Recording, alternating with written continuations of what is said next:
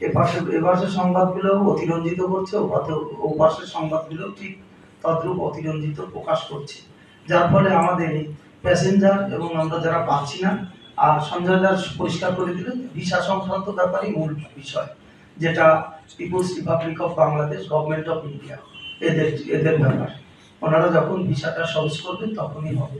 আমার মনে হয় কালকে যে ফরেন অ্যাফেয়ার্সের যারা যাচ্ছেন তারা, আমরা আশাবাদী যে কালকে গেলে অন্তত একবারে হয়তো পুরো সমস্যার সমাধান হবে না, কিছুটা ভিসা শিথিল হবে, এটা আমরা আশা করি।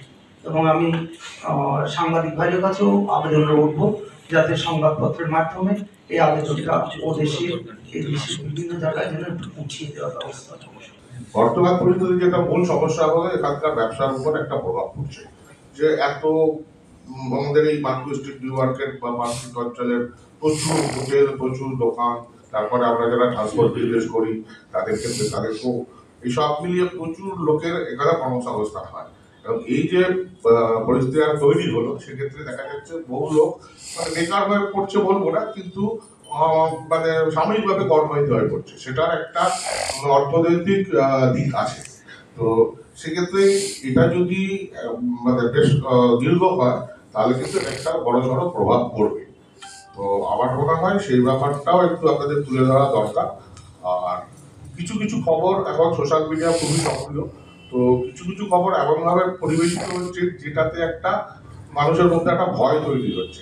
তো স্বাভাবিকভাবে তারা একটু আতঙ্কিত হচ্ছে, যেটা কমপ্লেন বললো হোটেল পাবো কিনা বা আমাদের ট্রিটমেন্ট হবে কিনা, এইটা আমার একটু পরিচ্ছন্ন হওয়া দরকার। কারণ কালকে আমিও কতগুলো নিউজ চ্যানেল দেখছিলাম, তাতে এমন কিছু তথ্য পরিবেশন বা এমন কিছু সংবাদ পরিবেশন করা হচ্ছে, তো যেটার জন্য হয়তো সেটা হয়তো গুরুত্বপূর্ণ, অতটা গুরুত্বপূর্ণ না, কিন্তু সেটাকে বারবার করে দেখানোর পরে মানুষের মধ্যে একটা অদ্ভুত একটা আতঙ্ক তৈরি হচ্ছে।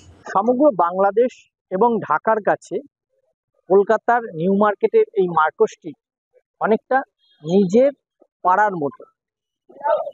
দুই দেশের যে কূটনৈতিক সম্পর্ক, বর্তমানের পরিস্থিতি, তাতে দাঁড়িয়ে এখানকার যারা হোটেল ব্যবসায়ী, বিদেশি মুদ্রা যারা বিনিময় করেন এবং পর্যটন শিল্পের সঙ্গে যারা যুক্ত আছেন, তারা কিন্তু একটা আশার আলো দেখছেন। আগামী দুদিন পর যে বিদেশ সচিব, ভারতের বিদেশ সচিব এবং বাংলাদেশের বিদেশ সচিবের মধ্যে যে সেই বৈঠককে দিকে তাকিয়ে আশার আলোতে বুক বাঁধছেন যে দুই দেশের সম্পর্ক আবার যে সৌহার্দ্যপূর্ণ যদি জায়গায় ফিরে আসে, আবার কিন্তু দুই দেশেরই যারা বাণিজ্যের সঙ্গে যুক্ত তারা কিন্তু আবার আগের মতো জায়গায় ফিরে যাবে। হিংসা বিদ্বেষ ছড়ানোর ক্ষেত্রে তারাও কিন্তু খুব আতঙ্কিত যে এই ধরনের যদি চলতে থাকে তাহলে কিন্তু আগামী দুই দেশেরই যারা বাণিজ্য এবং পর্যটনের সঙ্গে যুক্ত সকলেরই কিন্তু ক্ষতি হবে।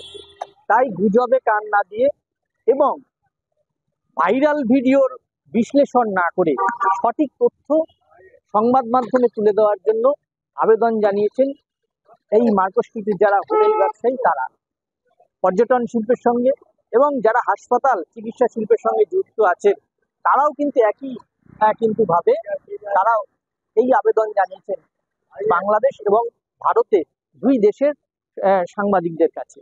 এখন দেখার দুই দেশের সম্পর্ক কত তাড়াতাড়ি মজবুত হয় এবং শস্য শ্যামলা বাংলাদেশের সঙ্গে পশ্চিমবঙ্গের আবার সেই মেলবন্ধন এবং বাঙালি জাতির যে সত্য যা সাংস্কৃতিক, সেইটা আবার যাতে মেলবন্ধন হয় সেদিকে তাকিয়ে। ক্যামেরায় দীপ সেনের সঙ্গে সুকান্ত চট্টোপাধ্যায়, যমুনা টেলিভিশন, কলকাতা।